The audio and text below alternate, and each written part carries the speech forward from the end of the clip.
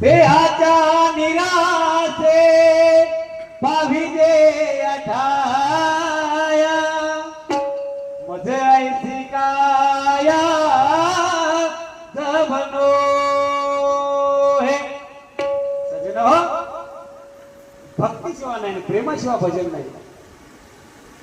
आणि जीवनामध्ये सगळ्यात महत्वाचा आनंद घ्यायचा आपण काही घेऊन आलो नाही